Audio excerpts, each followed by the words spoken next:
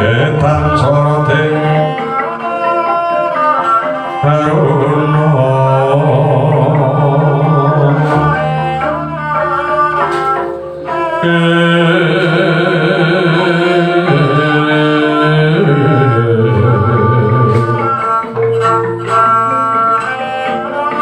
samono panarahino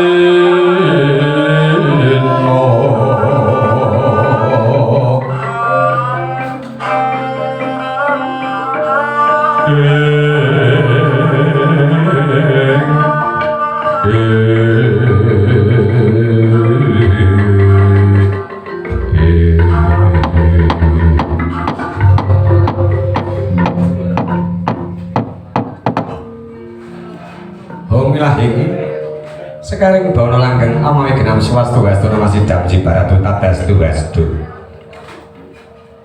tawas mandai kaya dene swani Kyai Semar Badrana ingkang nggawa kayuwangan angku mitir kene pinantuk basike pramu Kyai Semar Badrana ya nggih kula Raja Kiswane ngabdi kula pun Semar Badrana ya mboten langkung kula maturaken bekti mugi kunjuk wonten sapaduka Sang Hyang Maha Wenang kawula nuwun. Ya wis tak tampa Kyai Semar Badrana ya. Gawe gedhe ati jeneng ulun wis tulung-tulunge kebatang panono Kyai Semar Badrana ya. Ana nggih. Kula cadhong asta kalih kacang iki saengga jejimat bugulun.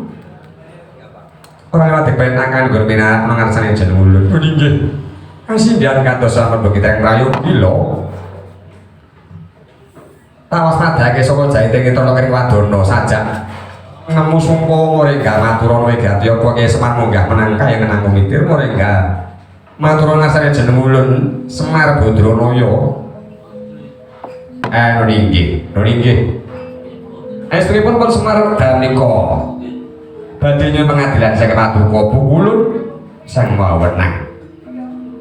Mohon nyatanipun kula menika nggadahi gayuhan ingkang luhur.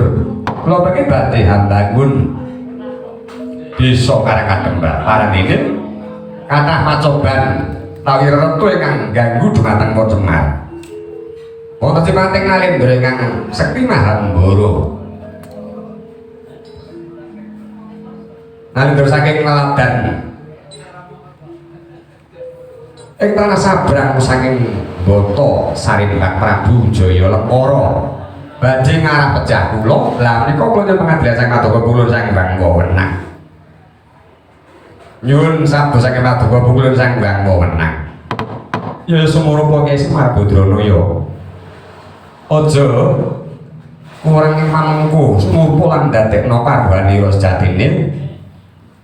Kabeh mung tumrap jeneng sira pacoban menawa Kakang Semar, Kyai Semar bisa ngadepi cekadhang pacoban ya kono Gusti bakal paring kanugrahan sembodo sing kita bakal bangun Semar Badrana ya. Oh nggih. Nggih.